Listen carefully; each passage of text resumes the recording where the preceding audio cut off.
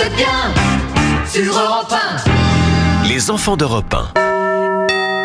Et ce matin, avec les enfants d'Europe 1, Dimitri, retour sur la naissance d'une icône du sport français. Oui, il y a 55 ans, 1970, peut-être avez-vous reconnu qui utilisait Phil Collins bien sûr. pour l'entrée des joueurs. Le Paris PSG. Saint-Germain. Ah oui.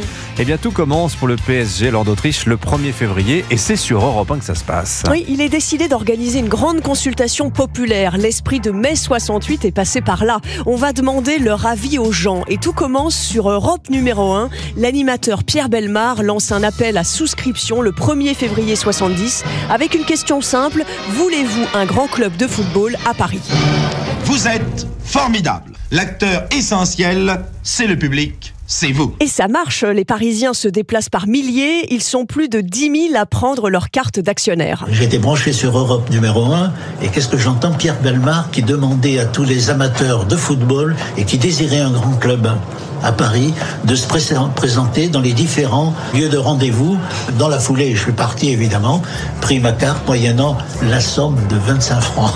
À l'origine, le club s'appelle le Paris Football Club, mais pour être mieux placé dans le classement du championnat, il va fusionner avec un club mieux classé, le club de Saint-Germain-en-Laye, qui a en plus un centre d'entraînement. En juin 70, le Paris Saint-Germain Football Club est né. Ça manque une ville comme Paris, ça manque une grande équipe de football. Vous en avez des grandes à Madrid, vous en avez des grandes en Allemagne. Pour les rencontres à Paris, c'est très bien. Surtout quand il y aura le Parc des Princes qui sera refait. Il faut maintenant ajouter à l'équipe des stars du championnat, comme le capitaine de l'équipe de France, Jean Djorkaeff, qui devient le premier capitaine du PSG. Et il faut un hymne. Les dirigeants choisissent une chanson d'Annie Cordy. Allez, allez, Paris, ton équipe est la plus forte. Mais la survie du PSG pendant les premières années n'est due qu'à la détermination d'une poignée d'hommes. L'élan se confirme lorsque le club annonce qu'il a trouvé un nouveau directeur sportif pour l'équipe, Juste Fontaine, recordman de buts dans une Coupe du Monde. C'est Juste Fontaine que l'on a vu rentrer dans les vestiaires en premier.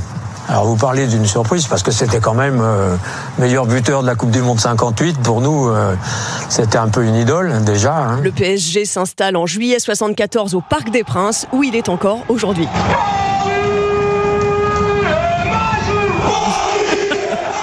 Ah, quelle ambiance. Ça n'a pas changé depuis en 50 ans. Merci Laure d'Autriche, réalisation François Demoulin.